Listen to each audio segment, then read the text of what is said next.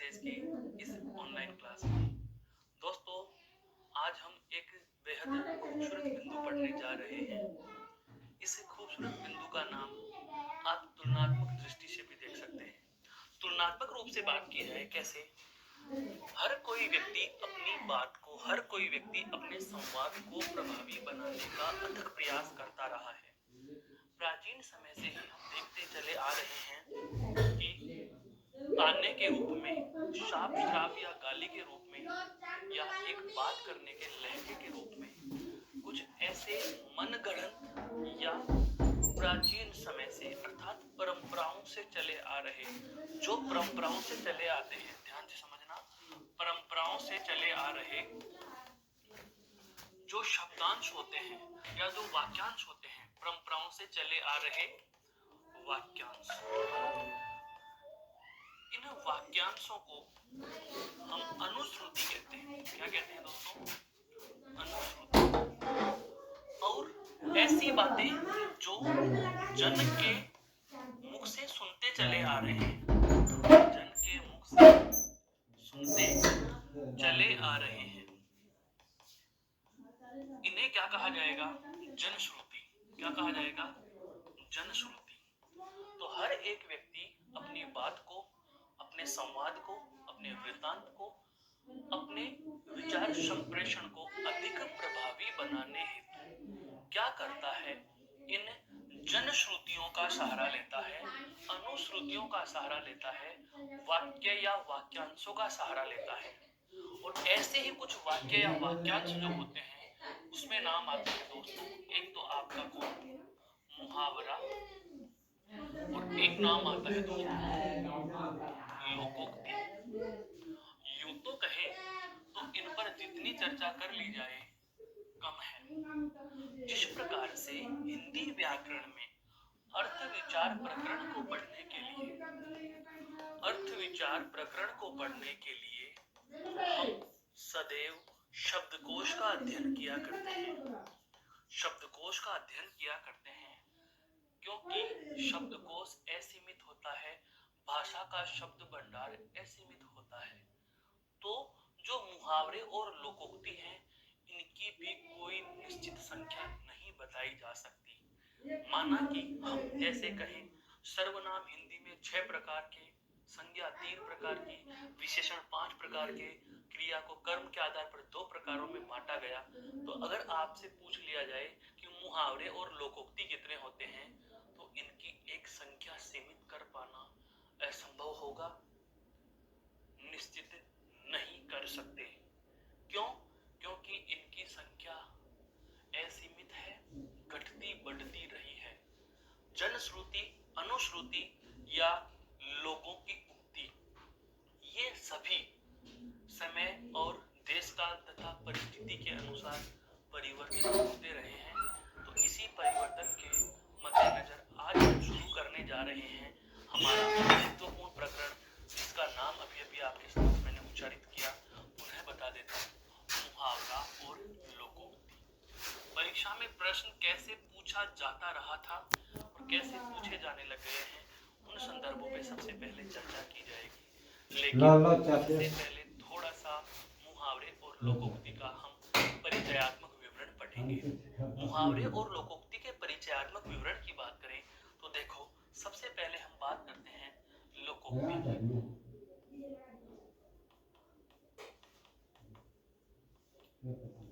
लोकोक्ति शब्द के शाब्दिक विवेचन की बात की जाए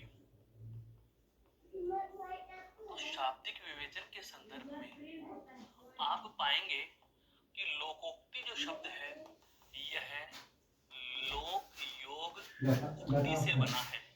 किससे बना है? लोक योग उक्ति से बना है। लोक का संदर्भ यहाँ संबंध है लोगों से, लोगों से, और उक्ति का मतलब होता है दोस्तों कथन। क्या होता है? कथन। अर्थात लोगों का कथन क्या कहलाता है?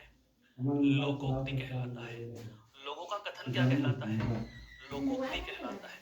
यूं तो कहा जाए तो हम ये कह सकते हैं कि लोकोक्तियों के संदर्भ, अब महत्वपूर्ण बातों की बात कर रहा हूं मैं, क्या कि एक प्रकार के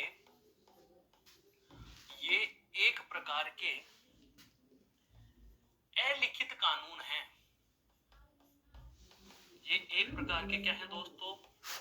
अलिखित कानून है।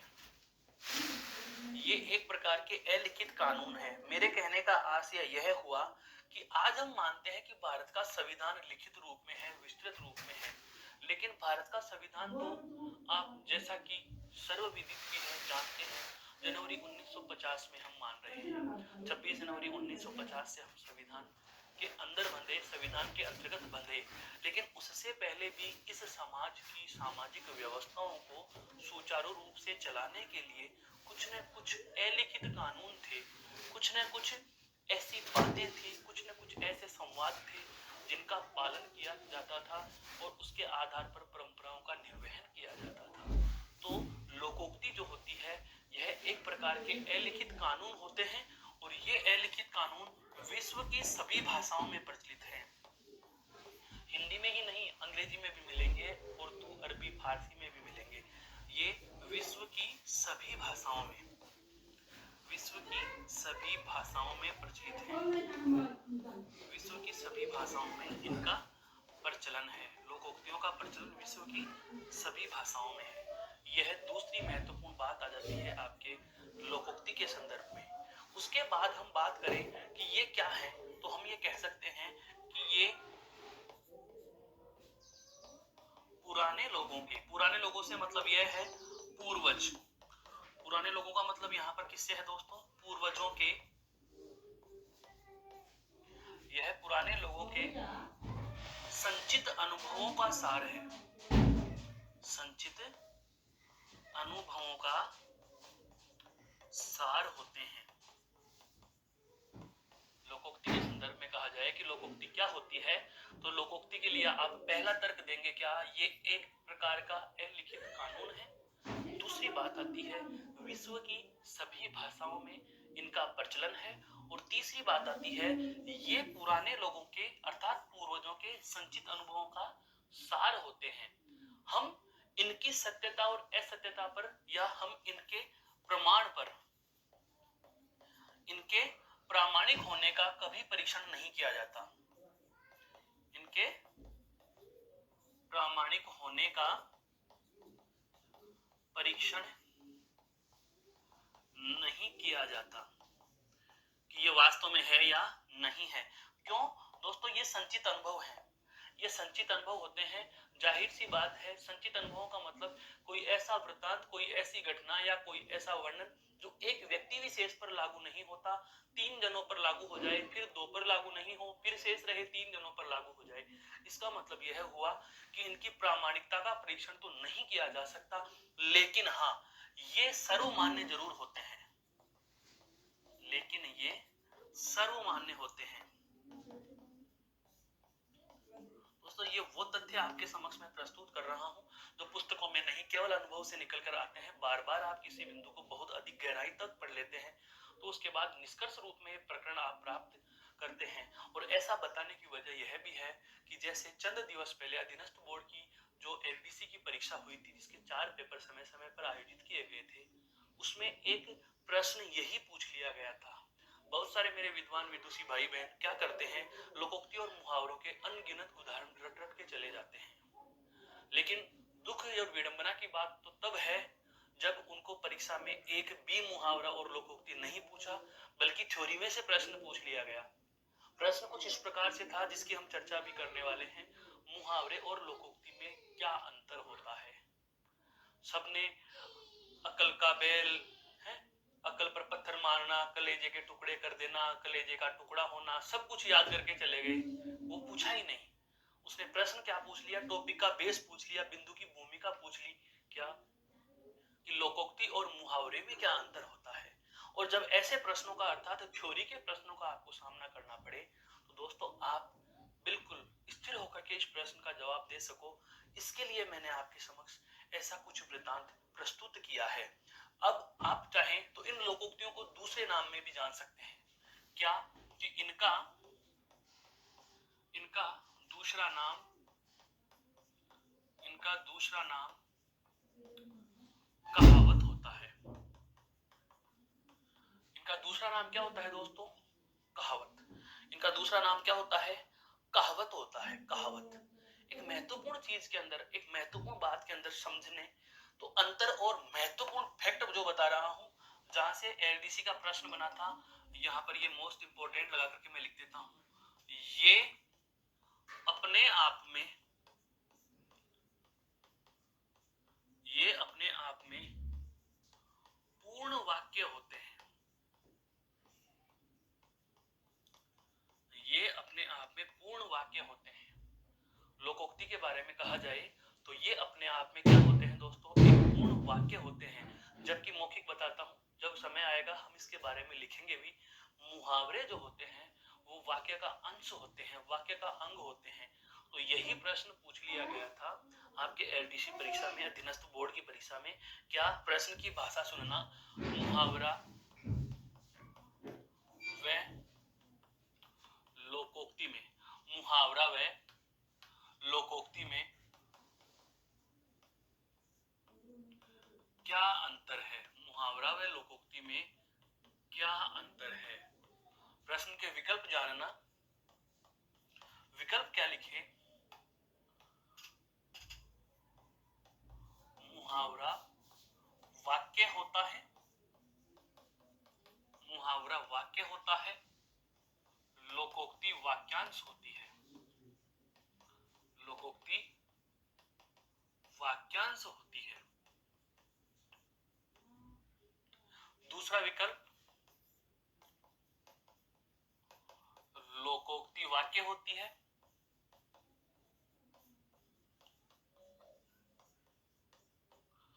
मुहावरा वाक्यांश होता है।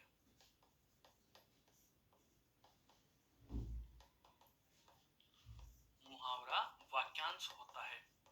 अगला विकल्प, मुहावरा व लोकोक्ति,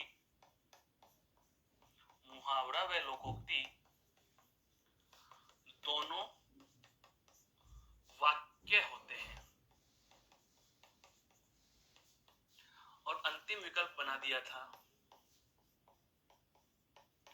मुहावरा व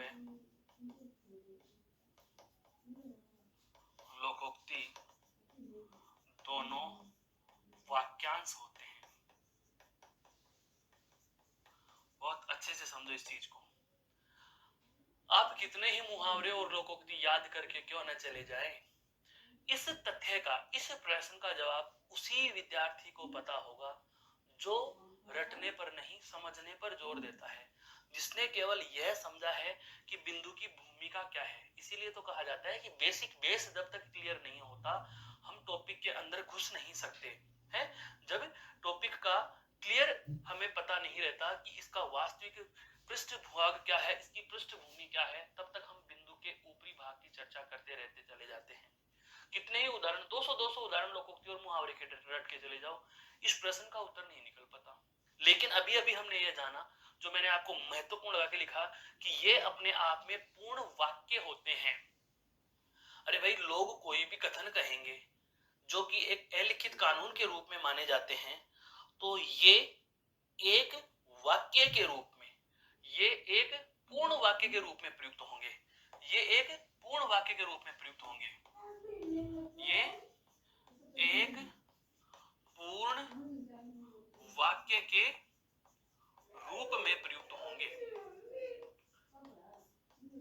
अब आपको यह पता चल गया कि लोकोक्ति अपने आप में पूर्ण वाक्य होती है तथा इनका रूप सदैव एक सा रहता है। इनका रूप सदैव एक सा रहता है, अर्थात समय और देश काल तथा परिस्थिति के अनुसार इनके रूप में कोई परिवर्तन नहीं होता।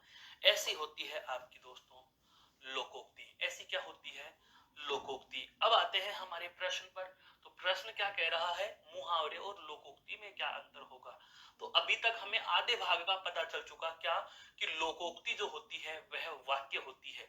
अब देखो, हमारे पास लोकोक्ति वाक्य होती है, यहां भी एक विकल्प दिया हुआ है, लोकोक्ति वाक्य होती है। यहाँ भी विकल्प में देखो लोकोक्ति वाक्य होता है, लोकोक्ति और मुहावरा दोनों वाक्य, और एक यहाँ भी हमें मिल रहा है। तो जवाब ब और से दोनों में था, लेकिन वास्तविक जवाब क्या होगा इस बात का पता हमें तब चलेगा जब हम मुहावरे के बारे में जान लेंगे, जब हम मुहावरे के बारे में जान लेंगे।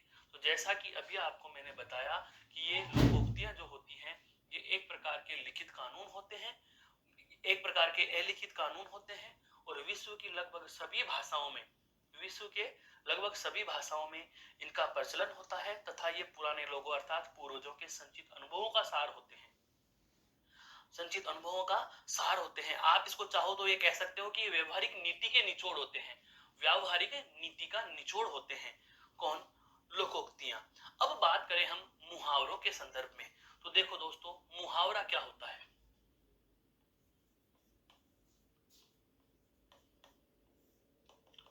सबसे पहली बात मुहावरे के लिए कहा जाता है ये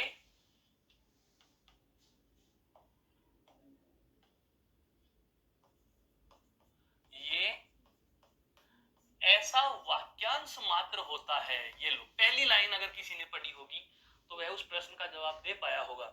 यह ऐसा वाक्यांश होता है जिसका प्रयोग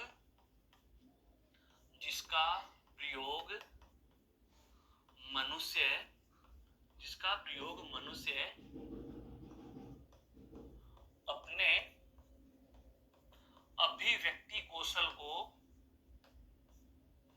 अपने अभिव्यक्ति कौशल को सुधारने हेतु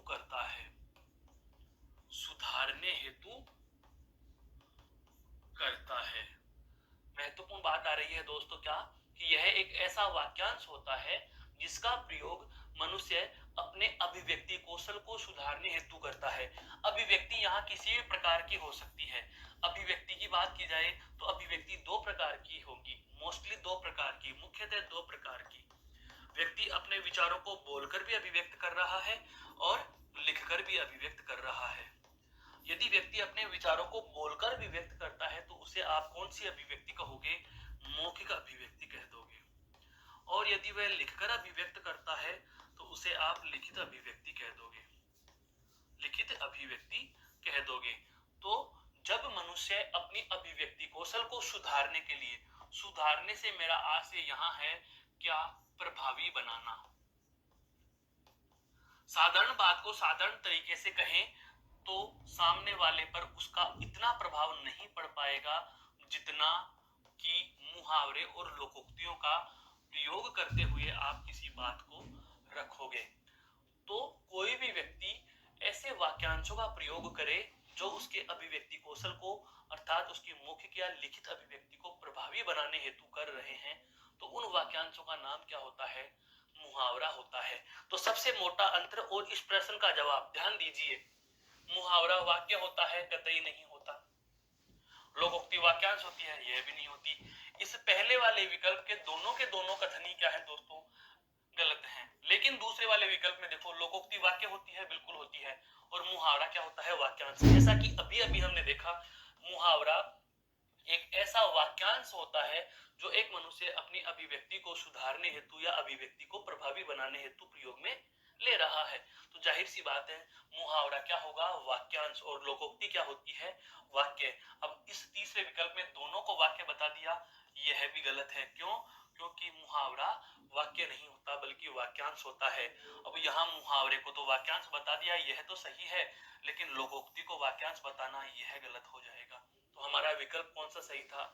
ब विकल्प सही था। यह प्रश्न अधीनस्थ बोर्ड में पूछा भी गया और बहुत सारी गाइडों में इस प्रश्न के जवाब को लेकर हाहाकार मचा था, लेकिन साधारण से प्रश्न का जवाब एनसीईआरटी यदि कोई पढ़ता है तो उसकी पहली लाइन में मिल जाता है दोस्तों, जो कि आप स्पष्ट कर पाते हो कि मुहावरे और लोकोक्ति में अंतर क्या होगा। अब एक मुहावरे के संदर्भ में एक महत्वपूर्ण बात आपको मैं और बता देता हूँ। सबसे पहली बात तो हमें पता चल चुकी कि यह वाक्यांश होता है और इनका प्रयोग किसके लिए किया जाएगा? तो मनुष्य अपनी अभिव्यक्ति कौशल से मेरा आशय यहाँ पर मौखिक और लिखित दोनों प्रकार की अभिव्यक्तियों से है। एक अन्य शर्त और आती है जो मुहावरे के संदर्भ में प्रचलित है, वह क्या है? इनके अंत में या अंतिम पद के रूप में, ध्यान से समझना, अंतिम पद के रूप में क्रिया का सामान्य रूप होता है। क्रिया का सामान्य रूप होता है। बहुत महत्वपूर्ण बात है ये दोस्तों। ये क्या है पहले इसको जानो। इनके अंतिम पद के रूप में या इनके अंत में क्रिया का सामान्य रूप मौजूद रहता है। इनके अंत में क्रिया आती है, समझना। इसके अंत में क्या आती है दोस्तों? क्रिया आती है। क्रिया, एक उदाहरण लेते हैं। जैसे एक उदाहरण के रूप में बात की जाए, एक उदाहरण की हम बात करते हैं, क्या अपनी खिचड़ी अलग पकाना है। उदाहरण लिखा क्या? अपनी खिचड़ी अलग पकाना, अपनी खिचड़ी अलग पकाना। दोस्तों यहां मैं आपको मुहावरा नहीं पढ़ा रहा, यहां पर मैं आपको यह बताने जा रहा हूं कि यह शर्त क्या कह रही है। यह जो तथ्य हमने अभी अभी लिखा है, इसके अंत में, अंत का मतलब मुहावरा शुरू हुआ, अपनी खिचड़ी अलग पकाना। 4 पद हमारे पास दिए गए हैं एक वाक्यांश में। मुहावरा अर्थात वाक्यांश, मुहावरा अर्थात वाक्यांश। तो इस वाक्यांश में 4 पद हमें दिए गए हैं। इन चारों पदों में इसके अंतिम अर्थात अंतिम पद के रूप में क्रिया का सामान्य रूप होता है। अर्थात मुहावरों के अंत में जो शब्द आता है, अंत में जो पद आता है, वह क्या होता है? क्रिया होता है। देखो दोस्तों, यहाँ पर पकाना क्रिया है, और सामान्य रूप का मतलब क्या होता है? क्रिया का सामान्य रूप। तो क्रिया का सामान्य रूप जानने से पहले आप जानो क्रिया का मूल रूप। क्रिया का मूल रूप बराबर धातु होती है। क्रिया का मूल रूप क्या होता है दोस्तों? धातु। जैसे हम पढ़ते हैं संस्कृत में पढ़, चल, लिख, चल धातु है। अब हिंदी की क्रिया कैसे बनेगी? धातु में ना प्रत्यय जोड़ने से, धातु में ना प्रत्यय जोड़ने से बनने वाला शब्द हिंदी में क्या कहलाता है? क्रिया। जैसे कि चल में आप ना प्रत्यय जोड़ोगे तो शब्द क्या बना? चलना। अर्थात मुहावरों के अंत में जो क्रियापद होता है, उसमें धातु के मूल रूप में ना प्रत्यय जुड़ा हुआ अर्थात सामान्य क्रिया के रूप में होती है। यहाँ पर देखो दोस्तों, क्रिया के मूल रूप में अर्थात धातु में ना प्रत्यय जुड़ा हुआ रूप हमें मिल रहा है, और इस स्थिति को कहा जाता है सामान्य क्रिया। इस स्थिति को कहा जाता है क्या? सामान्य क्रिया। दोस्तों उदाहरण कभी महत्व नहीं रखते। उदाहरण में 10 बता दूंगा, 20 बता दूंगा, फिर भी आपको पढ़ने ही पड़ेंगे। अर्थ विचार के जितने भी बिंदु हो, चाहे वह विलोम शब्द है, चाहे पर्यायवाची है, चाहे एकार्थी हो, चाहे अनेकार्थी हो, चाहे युग्म शब्द हो, चाहे वाक्यांश के लिए एक शब्द हो, मुहावरे, लोकोक्ति या एकार्थी प्रतीत होने वाले भिन्नार्थी शब्द या युग्म शब्द, सभी के सभी बिंदुओं को विद्यार्थी स्वयं रटना है, स्वयं को पढ़ना है। अध्यापक केवल इस बिंदु के संदर्भ में आपको इतना बता सकता है कि इस बिंदु का वास्तविक मर्म क्या है। हम उस बात की ही चर्चा यहाँ प्रस्तुत कर रहे हैं कि जब आपको मुहावरे और लोकोक्ति का अंतर स्पष्ट हो जाएगा तो आप आसानी से समझ पाओगे कि कौन सा तो मुहावरा है और कौन सी लोकोक्ति है। तो मुहावरे के संदर्भ में आपको मोस्टली 3 ही बातें ध्यान रखनी है। सबसे पहली बात हमें क्या पता चली, जो महत्वपूर्ण भी सबसे ज्यादा है, कि मुहावरा वाक्यांश होता है। मुहावरा क्या होता है दोस्तों? वाक्यांश होता है। दूसरी बात, इनका प्रयोग क्यों किया गया? मनुष्य के अभिव्यक्ति कौशल को सुधारने के लिए किया गया, दूसरी महत्वपूर्ण बात। और तीसरी तथा अंतिम सबसे महत्वपूर्ण बात हमें पता चली कि मुहावरों के अंत में क्रिया का सामान्य रूप होता है। मुहावरों के अंत में सामान्य क्रिया आती है, अर्थात जहां भी मुहावरा लिखा होगा उसका अंतिम शब्द, उस वाक्यांश का अंतिम पद जो होगा वह क्या होगा दोस्तों? क्रिया होगी। और इससे पहले हम लोकोक्ति के संदर्भ में बात करें तो लोकोक्ति में हमें महत्वपूर्ण 4-5 बातें देखो जानने को मिली। सबसे पहली बात क्या, कि एक प्रकार के अलिखित कानून है जो कि पूर्वजों के अनुभव का सार है। मुहावरे और लोकोक्ति ये दोनों के लिए आता है। मुहावरे और लोकोक्ति दोनों ही विश्व की सभी भाषाओं में प्रचलित होते हैं, लेकिन इनके प्रामाणिक होने के लिए कभी परीक्षण नहीं किया जा सकता। हाँ, ये सर्वमान्य और सर्वविदित होते हैं, सब कोई इनकी बात को मानता है, स्वीकार भी करते हैं। और लोकोक्ति का ही दूसरा नाम कहावत होता है। और तथा महत्वपूर्ण और परीक्षा में जो प्रश्न की दृष्टि से हमने पता चला क्या कि ये अपने आप में क्या होते हैं, वाक्य के रूप में परिवर्तित होते हैं और कभी समय के अनुसार इनमें वाक्य के रूप में प्रयुक्त और समय के अनुसार इनमें परिवर्तन नहीं होता तथा अपने आप में लोकोक्तियां पूर्ण वाक्य होती हैं। अपने आप में क्या होती हैं, पूर्ण वाक्य होती हैं। यह थी अब तक की क्या लोकोक्ति और मुहावरे के संबंध में परिचयात्मक जानकारी। अब हम लोकोक्ति और मुहावरों के कुछ उदाहरणों पर चर्चा करेंगे दोस्तों। उदाहरणों का चर्चा का मतलब यहाँ यही है कि आपको पता होना चाहिए सीधे से पढ़ने में कि मुहावरे और लोकोक्ति को कैसे पहचानेंगे। तो सबसे पहले हम चर्चा करेंगे कुछ मुहावरों के उदाहरणों पर। जैसे देखो, सबसे पहला उदाहरण क्या लिखा हुआ है, अपना उल्लू सीधा करना।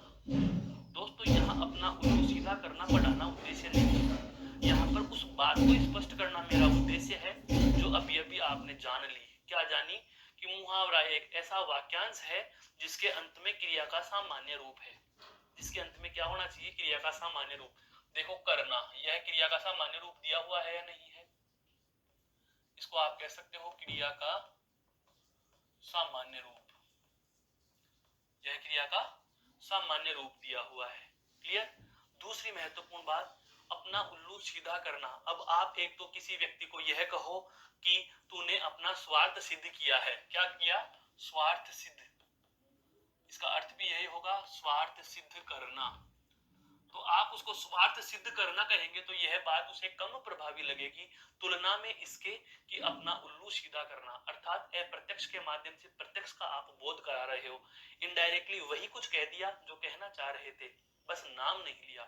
स्वार्थ सिद्ध करना यह कहते तो उसको डायरेक्टली आप स्वार्थी कह देते, हो सकता है श्रोता को बुरा भी लग जाए। लेकिन अपना उल्लू सीधा करना अर्थात अप्रत्यक्ष आपने ये कह दिया कि आपने अपना स्वार्थ सिद्ध किया हो। है जैसे अक्ल के पीछे लठ लेकर फिरना। इसका मतलब क्या होता है, मूर्खता प्रदर्शित करना। क्या होता है दोस्तों, मूर्खता प्रदर्शित करना। यहां भी देखो फिरना, यह भी क्या है, क्रिया सामान्य रूप में, क्रिया का सामान्य रूप है। आंखें बिछाना, आंखें बिछाना भी आ सकता है, हो सकता है पलके बिछाना भी आ जाए। है आंखें बिछाना, पलके बिछाना, दोनों का मतलब एक ही जैसा है। हम बहुत बार कहते भी हैं, मनुवार के संदर्भ में है, अत्यंत प्रेम पूर्वक किसी का स्वागत करना। अत्यंत प्रेम पूर्वक किसी का स्वागत करना। अत्यंत प्रेम पूर्वक किसी का स्वागत करना अर्थात पलके बिछाना, आंखें बिछाना। एक होता है आंखें खुलना, है एक क्या होता है दोस्तों, आंखें खुलना। आंखें खुलना का मतलब वास्तविकता का, सच्चाई का अनुभव हो जाना, वास्तविकता का पता चलना। बहुत बार कहते हैं ना कि जैसे ही तुम्हारे ऊपर जिम्मेदारियों का भार आएगा उस दिन तुम्हारी आंखें खुलेंगी। है वास्तविकता का पता लगना। इतने दिन हम भ्रम में थे, झांक न झंझा के झोंके में झुककर खुले झरोके से। जब लक्ष्मण शूर्पणखा को कहता है, शूर्पणखा अपना प्रेम प्रणय निवेदन लेकर के लक्ष्मण के पास आती है। लक्ष्मण ने के पास आने से पहले वह श्री राम के पास जाती है और अपना प्रणय निवेदन उस मर्यादा पुरुष के समक्ष रखती है। तो उनके मुख से यह उक्ति निकलती है कि झांक न झंझा के झोंके में झुककर खुले झरोके से। कहने का आशय यह हुआ कि जब आंधी चल रही हो तो झरोके से आंखें खोलकर बाहर नहीं देखना चाहिए। अगर आप ऐसे देखोगे, ऐसा कुछ करोगे तो जाहिर सी बात है आपकी आंखों में धूल के कण गिरेंगे ही गिरेंगे। तो जिस दिन आपको वास्तविकता का पता लगेगा उस दिन तुम्हारी आंखें खुलेगी। मतलब आंख खुलना अर्थात वास्तविकता का पता लगना या वास्तविकता का बोध होना। वास्तविकता का पता लगना, वास्तविकता का बोध होना। है आगे आता है क्या, आड़े हाथों लेना। आड़े हाथों लेना आप इसको यह भी कह सकते हो, मान लीजिए सामने वाले की गलती का हमें पता लग गया, अब हम उसको आधे हाथों लेंगे अर्थात खरी खरी सुनाएंगे। हैं खरी खरी सुनाना, खरी खरी सुनाना। लेकिन यहाँ ताना मारना नहीं है। खरी खरी सुनाने का मतलब यह है कि आप उसको उसकी गलती की वास्तविकता के बोध में सजा स्वरूप वाक्यांश कह रहे हो, उसे क्या कहेंगे हम? आड़े हाथों लेना कहेंगे। क्या कहेंगे दोस्तों? आड़े हाथों लेना कहेंगे, आड़े हाथों लेना। अगले बात करें, अगले उदाहरणों की बात करें, देखो, 8-8 आंसू गिराना, ऐसा हालांकि वास्तविकता में बहुत कम होता है, ये दिखावे के ज्यादा होते हैं। बहुत बार हम देखते हैं दो दोस्तों में, दो सखों में, दो सखियों में किसी भी बात को लेकर मतभेद उत्पन्न हो जाता है। जब उनको अपनी गलती का एहसास होता है तो दिखावे के लिए, सामने वाले को पटाने के लिए, मनाने के लिए, उसको खुश करने के लिए जानबूझकर 8-8 आंसू गिराते हैं। लेकिन 8-8 आंसू गिराने का मतलब यहाँ पर हम क्या लेते हैं दोस्तों? पश्चाताप होना है, या पश्चाताप, पछतावा जिसको कह सकते हैं, पश्चाताप करना, पश्चाताप करना, पश्चाताप अर्थात पछतावा प्रदर्शित करना। पश्चाताप का मतलब पछतावा प्रदर्शित करना। सीधे शब्दों में कहें, गिल्टी फील करना। क्या कहें? गिल्टी फील करना। बहुत बार ऐसे वाक्यांशों का हम प्रयोग करते हैं जो हमें मालूम नहीं रहता हम कौन से संदर्भ में बोलते हैं, लेकिन आम जीवन में, आम व्यवहार में, आम बोलचाल के शब्दों में हमें पता रहता है कि यह कहा क्या गया है। पश्चाताप करना, यह शब्द आपके लिए नया हो सकता है लेकिन शुद्ध हिंदी का है, और अभी आपको कहते हैं ना गिल्टी फील हो रही है, ये तुरंत समझ में आ जाएगा। दोस्तों, एक होता है भाषा का मानक रूप, एक होता है भाषा का प्रचलित रूप। यह मानक रूप है और गिल्टी आपके लिए प्रचलित रूप है। बहुत बार हम कहते हैं, पूर्वजों से सुनते आए हैं, दादाजी कभी विद्यालय गए नहीं, फिर भी उनको ये पता है कि सीधे बैठे हुए कहेंगे लाइन से बैठ जा। अब लाइन का मतलब भी उनको नहीं पता कि हिंदी में लाइन को कहते क्या है। बताइए दोस्तों, क्या कहते हैं लाइन को हिंदी में? कमेंट करके बताओ आप जरा, कमेंट करके बताइए, मैं इंतजार कर रहा हूं आपके जवाब का कि लाइन को हिंदी में क्या कहेंगे? लाइन से बैठ जाओ, सीधा बैठ जाओ नहीं कह सकते, लाइन से बैठ जाओ का मतलब क्या होगा? लाइन से बैठ जाने अर्थात पंक्तिबद्ध या कतारबद्ध बैठ जाना। लाइन का मतलब होता है पंक्ति या कतार। समझ गए होंगे दोस्तों। अब बात करते हैं अगले उदाहरण पर, आकाश टूट पड़ना। आकाश ही टूट पड़ा अचानक, क्योंकि आकाश टूट पड़ेगा पता थोड़ी था। अचानक विपत्ति आ जाना, अचानक विपत्ति आ जाना, अचानक विपत्ति आना।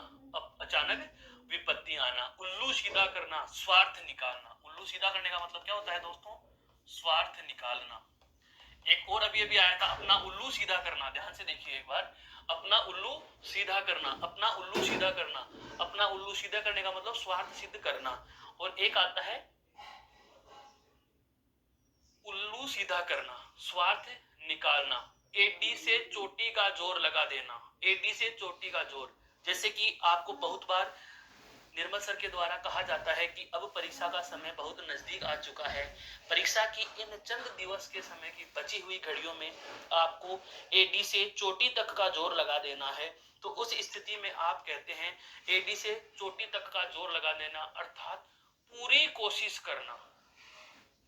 जैसे हम कहते हैं कटिबद्ध हो जाना, कटिबंध नहीं, कटिबद्ध, कमर कस लेना। एडी से चोटी तक का जोर लगा देने का मतलब होता है पूरी ताकत लगा देना है, संपूर्ण ताकत लगा देना। एडी से चोटी का जोर लगाना अर्थात पूरी कोशिश करना, पूरी कोशिश करना,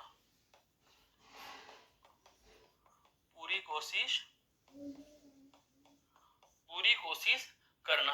कंचन बरसने का मतलब क्या होता है? कंचन बरस रहे हैं, पता ही नहीं चल रहा, धन दिन दूनी रात चौगुनी उन्नति हो रही है। चारों ओर से धन बरसना, चारों ओर से धन बरसना, चारों ओर से धन बरसना। इसको क्या कहेंगे दोस्तों? कंचन बरसना। इसको क्या कहेंगे?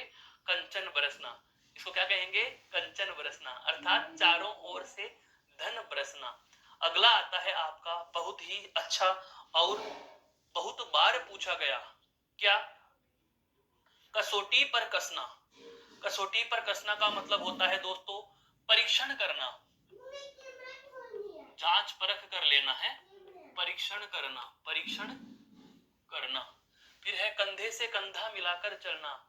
हम आपके प्रयत्न के साथ या हम आपकी परीक्षा तक कंधे से कंधा मिलाकर चलेंगे, अर्थात आपको साथ लेकर चलेंगे, या सीधे शब्दों में हम कहें तो साथ देना।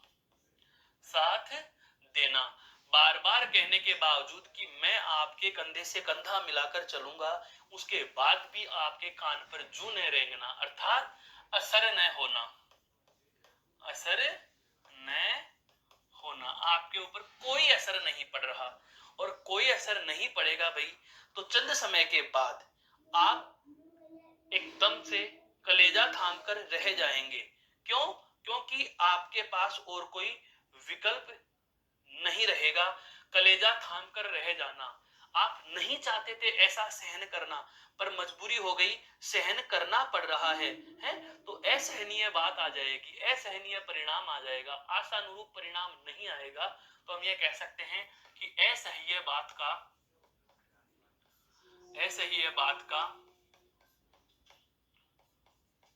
सुनकर रह जाना।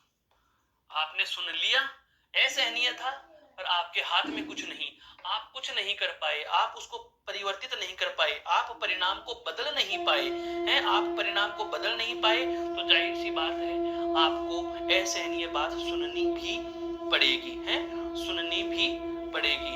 अगला आता है आपका कौन सा? गला काटना। अगला कौन सा आता है?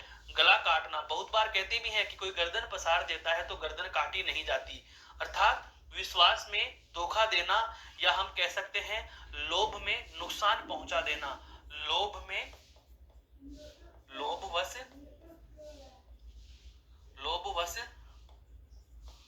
नुकसान पहुंचाना। लोभवश हमने लालच किया और उसने गला पसार रखा था, गला काट देना। लोभवश नुकसान पहुंचाना, लोभवश नुकसान पहुंचाने का मतलब क्या हो गया दोस्तों? विश्वास देकर के कहते हैं गला काट देना। घाट घाट का पानी पीना, यह तो आपको आता भी होगा कि हमने घाट घाट का पानी पी रखा है, अर्थात जगह जगह से हम परिचित हैं, हमें स्थान स्थान का अनुभव ले रखा है, स्थान स्थान से हम अनुभव ले रखे हैं, स्थान स्थान का हमें अनुभव है। घाट घाट का पानी पीना, स्थान स्थान का अनुभव प्राप्त करना, जगह जगह का, जैसे जयपुर का भी, जोधपुर का भी, दिल्ली का भी है, स्थान स्थान का अनुभव प्राप्त करना, स्थान स्थान का अनुभव प्राप्त करना। अगला है आपका चुल्लू भर पानी में डूब मरना। चुल्लू भर पानी में डूब मरना, बहुत ज्यादा शर्मिंदगी महसूस करना, या आप कह सकते हो बहुत ज्यादा शर्मिंदा होना, है बहुत शर्मिंदा होना, बहुत शर्मिंदा, बहुत शर्मिंदा होना, बहुत शर्मिंदा होना। छोटे मुंह है बड़ी बात करना। छोटे मुंह है बड़ी बात, छोटे मुंह है बड़ी बात का मतलब बूते से बाहर की, है बूते से बाहर की, अपनी औकात या अपनी हैसियत से बाहर की बातें करना, अपनी हैसियत से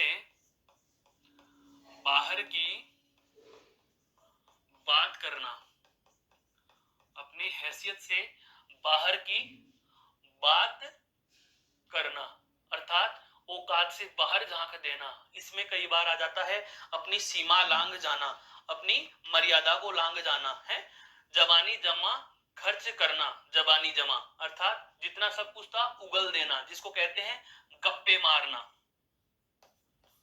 गप्पे मारना, डींग हाँकना भी कह सकते हो आप इसको, है डींग हाँक देना, है गप्पे मारना, बिल्कुल, है जी भर आना, करुणा का भाव जाग जाना, अर्थात दया उमड़ना या दया आना, दया आना भी कह सकते हो, दया उमड़ना भी कह सकते हो, दया आना या दया उमड़ना, दया आना या दया उमड़ना। दोस्तों अगले हम कुछ उदाहरणों की बात करें, जैसे डकार जाना। अब यहाँ पर डकारने का मतलब किससे होता है? निगलने से, है निगलने से।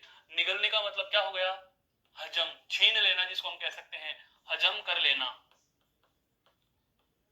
बहुत बार कहते हैं कि साहूकार गरीब के पैसे लेता भी है और डकार भी जाता है। साहूकार गरीब के पैसे लेता भी है और डकार भी जाता है, अर्थात डकार गया वह हजम कर गया, वह हजम कर जाता है, हड़प लेता है, जिसको हम कह सकते हैं। आगे आता है तिल का ताड़ करना, अर्थात बात का बतंकड़ बना देना, तिल का ताड़ कर देना। तिल का ताड़ का मतलब क्या होता है दोस्तों? बात को अत्यधिक बढ़ा देना है, छोटी सी बात को बहुत बढ़ा देना। छोटी सी बात को अत्यधिक बढ़ा देना है, छोटी सी बात को अत्यधिक बढ़ा देना।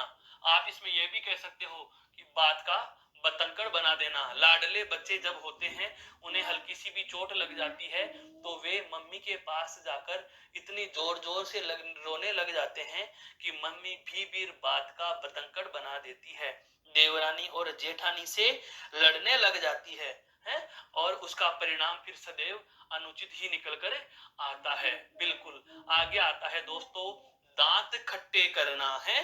दांत खट्टे करना, दांत खट्टे करना अर्थात परेशान कर देना।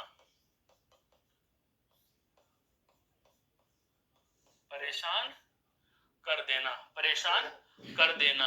मोहन के तो दिन फिरे, अब उसकी दशा सही आ चुकी है? दिन फिरना, दिन फिर जाना अर्थात अच्छा समय आ गया उसका है, अच्छा समय आना, अच्छा समय आना। नींव की ईंट होना, यह एक केवल मुहावरा नहीं दोस्तों, यह एक आज प्रेरणादायक उक्ति भी बनी हुई है। जैसा कि हम स्वामी विवेकानंद के संदर्भ में बात करते हैं कि आज भी हमारे भारतीय स्वतंत्रता के संग्राम में ऐसी मूक शहादतें रही हैं जिनका हमें पता भी नहीं, अर्थात जिनके नाम तक से हम परिचित नहीं हैं।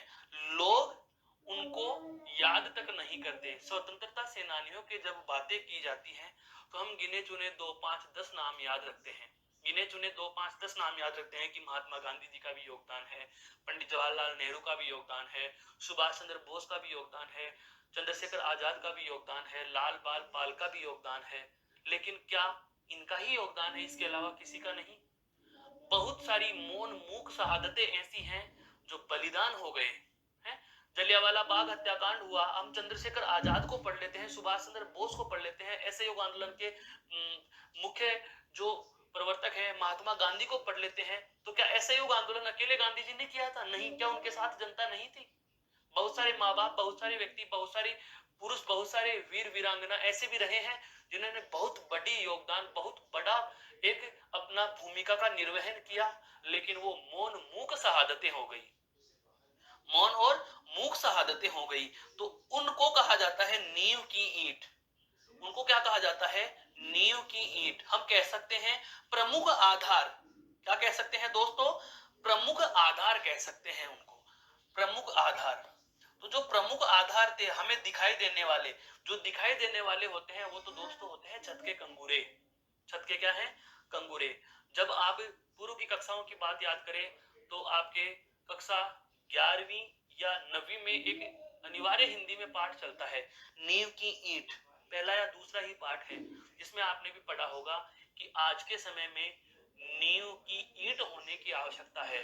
कंगूरा हर कोई बनना चाहता है। कंगूरा अर्थात झरोखे, मकान की वो दृश्य भाग में लगने वाली चीजें जो हर किसी को आसानी से दिखाई दे जाती हैं, वो हर कोई बनना चाहता है। अर्थात हर एक कार्य में व्यक्ति अपना योगदान इस तरीके से देना चाहता है कि मैं सबसे पहले गिना जाऊं योगदान देने वालों में, मेरा नाम सबसे पहले आए अच्छे लोगों में, मेरा नाम सबसे पहले आए बलिदानियों में।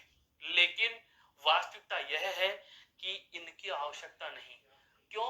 जब आधार मजबूत नहीं होगा, जब तक हमें प्रमुख आधार नहीं मिलेगा, तब तक हमारा मकान सौंदर्य को प्राप्त नहीं करेगा। इसलिए आज आवश्यकता है तो वह है नींव की ईंट होने की दोस्तों। तो ये कुछ जो थे आपके समक्ष हम उदाहरणों की चर्चा कर रहे थे, ये थे सारे के सारे क्या? मुहावरे। अब हम कुछ उदाहरण किसके लेंगे? लोकोक्ति के भी लेंगे। तो लोकोक्ति के उदाहरण लेने से पहले मैं एक बार प्रकाश डालना चाहूंगा कि लोकोक्ति क्या होती है। लोकोक्ति क्या होती है? तो लोकोक्ति के संदर्भ में आपको ध्यान रखना है, लोकोक्ति के संदर्भ में आपको यह ध्यान रखना है कि ये अलिखित कानून होते हैं जो विश्व की लगभग सभी भाषाओं में प्रचलित हैं और इनको पूर्वजों के संचित अनुभवों का सार कहा जाता है तथा इनको परीक्षण में नहीं लिया जा सकता, लेकिन इनकी सत्यता का कोई वास्तविकता का पता भी नहीं होता, फिर भी ये सर्वमान्य होते हैं। इनका रूप सदैव एक जैसा रहता है और ये पूर्ण वाक्य होते हैं। ये क्या होते हैं दोस्तों? पूर्ण वाक्य होते हैं। ऐसी होती है कुछ हमारी क्या लोकोक्तियां। क्या होती हैं? लोकोक्तियां। अब हम इसकी बात करते हैं, चंद उदाहरणों के संदर्भ से इसको और समझने का प्रयास करते हैं कि उदाहरणों में क्या कहा गया है। देखो, लोकोक्ति और मुहावरे में सबसे बड़ा अंतर को क्या था? अब तक हम जब मुहावरे पढ़ रहे थे तो मुहावरों का अंतिम पद, यहां लिख रहा हूं मैं, मुहावरों का अंतिम पद, मुहावरों का अंतिम पद, मुहावरों का अंतिम पद सामान्य क्रिया होता है। मुहावरों का अंतिम पद क्या होता है दोस्तों? सामान्य क्रिया। लेकिन लोकोक्ति में ऐसा आवश्यक नहीं। लोकोक्ति में अंतिम पद क्रिया आए कोई जरूरी नहीं है, हैं? कोई जरूरी नहीं कि अंतिम पद इसमें क्रिया आए ही, क्रिया का सामान्य रूप हो ही।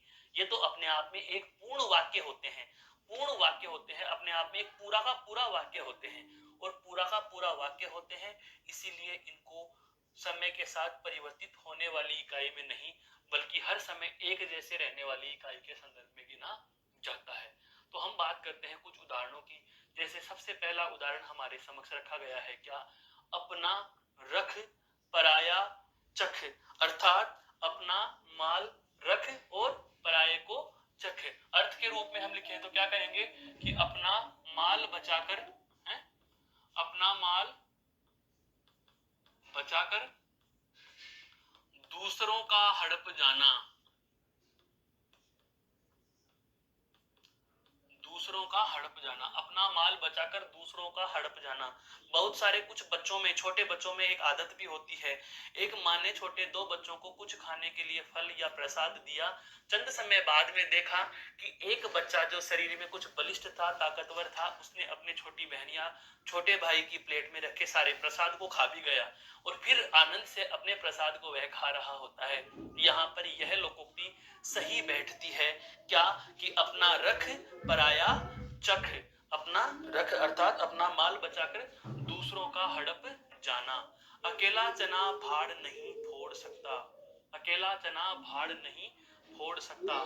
एक व्यक्ति, अकेला व्यक्ति शक्तिहीन होता है। आप अकेले व्यक्ति को, अकेला चना भाड़ फोड़ने के, लेकिन हाँ ऐसे तो कहें भड़भूजा, जानते हो चने को पकाने वाला, भाड़ के अंदर चने डाल करके उसके चने को जब पकाया जाता है तो ये पकाने का काम करने वाला होता है, उसको भड़भूंजा कहते हैं, भाड़ के द्वारा भूनने वाला भड़भूंजा। इस लाइन को मैं पूरा कर देता हूं कि अकेला चना भाड़ नहीं फोड़ सकता लेकिन भड़भूंजे की आंख फोड़ सकता है।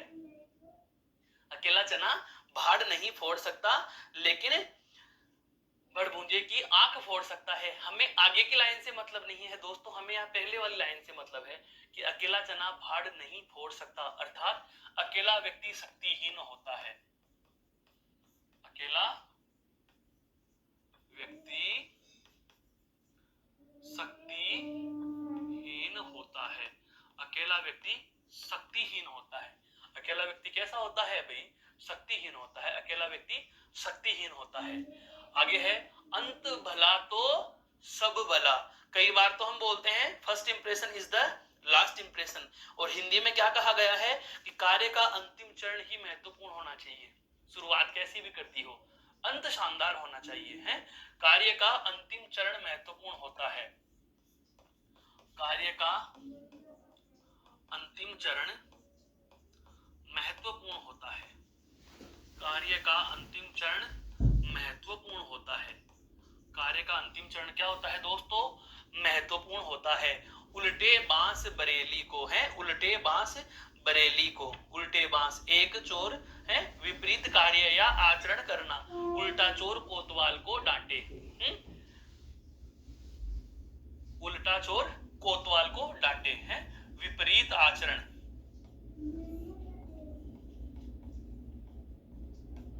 विपरीत आचरण या कार्य, विपरीत आचरण या कार्य करना, विपरीत आचरण या कार्य करना है। एक म्यान में दो तलवारें नहीं समा सकती, एक म्यान में दो तलवारें नहीं समा सकती, अर्थात दो प्रशासक एक ही जगह एक स्थान पर कार्य नहीं कर सकते, अर्थात दो प्रशासक एक जगह एक साथ शासन नहीं कर सकते। ऐसे समझ सकते हो, दो राजा एक ही राज्य में राज नहीं कर सकते,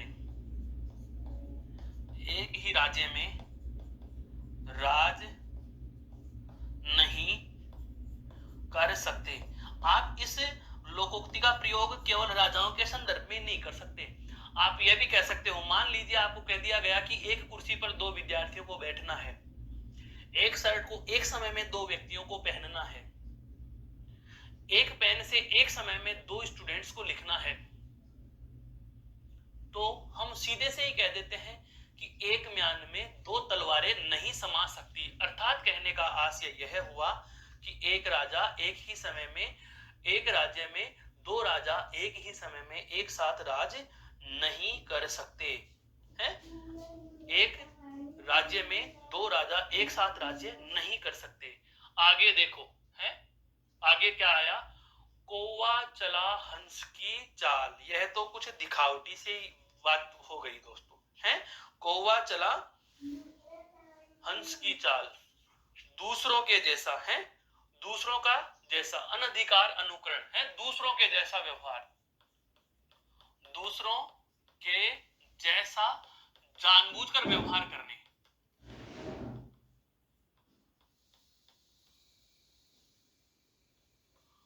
दूसरों के जैसा जानबूझकर व्यवहार, अर्थात दूसरों के जैसा अनाधिकार आचरण, अर्थात हम उसका अधिकार नहीं रखते। हंस के जैसी चाल का अधिकार कौवे को नहीं है, लेकिन वो फिर भी वैसी चाल चल रहा है।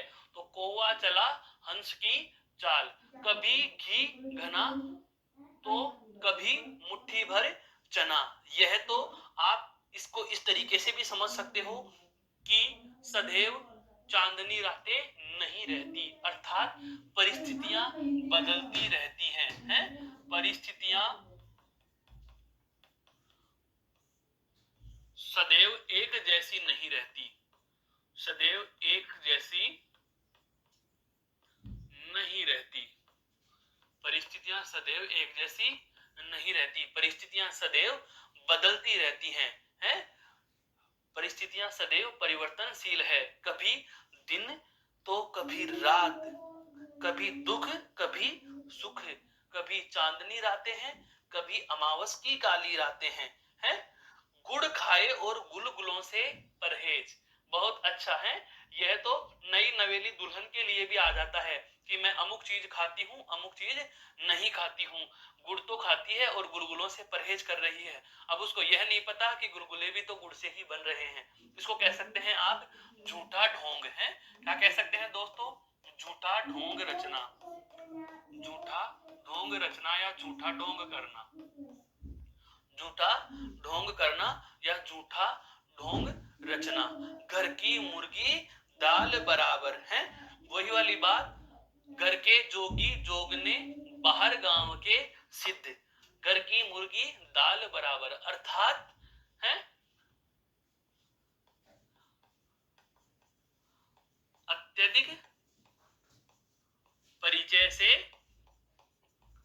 सम्मान कम।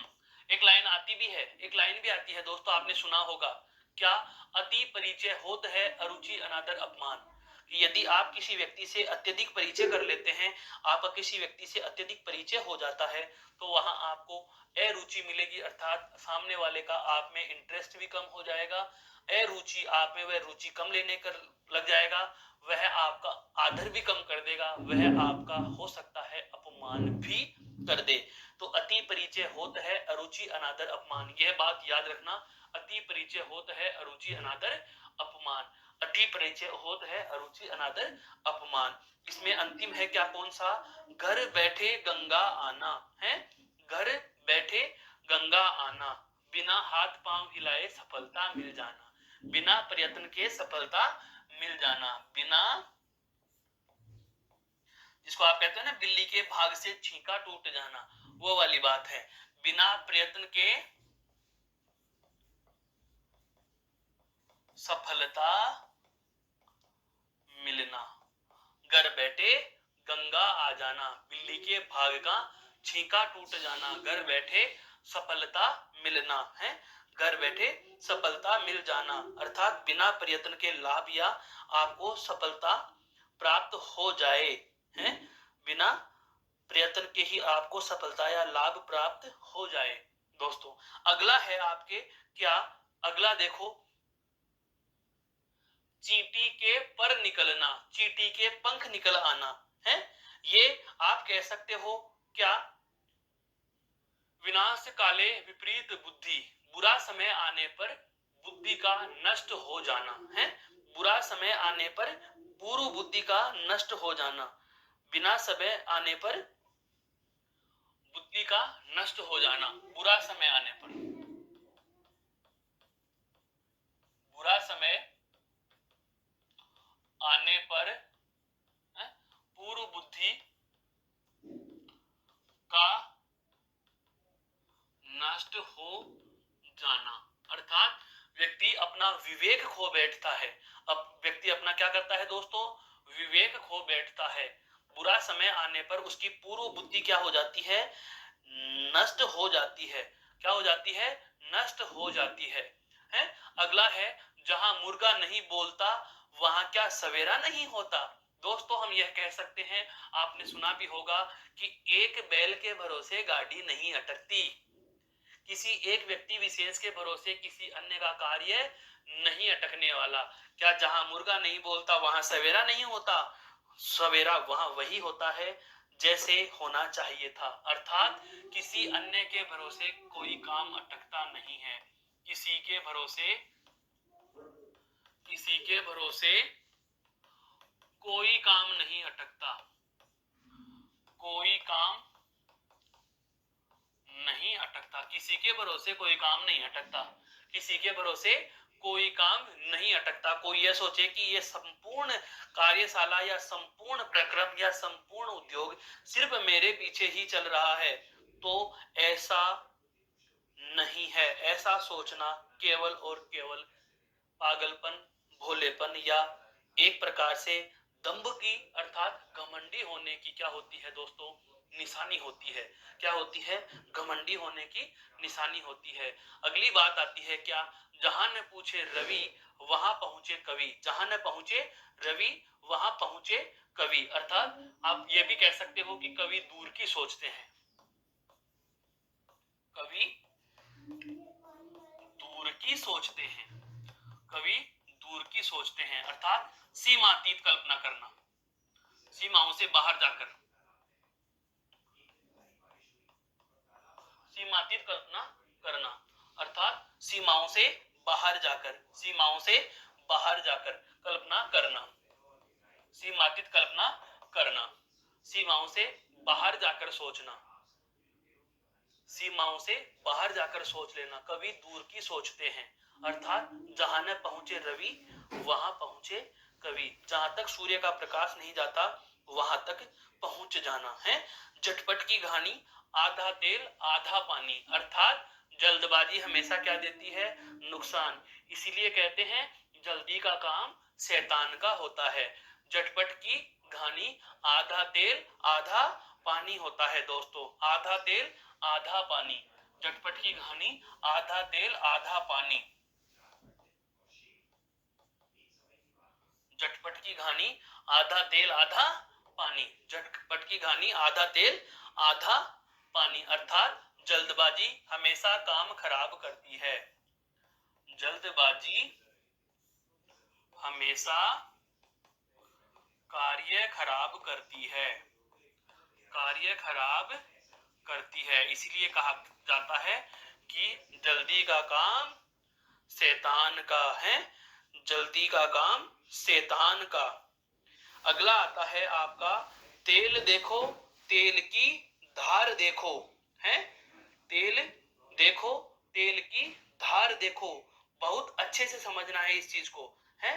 नया अनुभव करना, धैर्य के साथ सोच समझकर कार्य करना, या आप कह सकते हो परिणाम की प्रतीक्षा करो। जो बोया वो प्राप्त करना है, अर्थात धैर्य से कार्य करना, धैर्यपूर्ण, धैर्यपूर्ण कार्य करना, अर्थात परिणाम की प्रतीक्षा करना, परिणाम की प्रतीक्षा करना, परिणाम की प्रतीक्षा करना। तो दोस्तों, यह कुछ आपके समक्ष मैंने प्रस्तुत की हैं लोकोक्तियां और उनके उदाहरण और उनके अर्थ।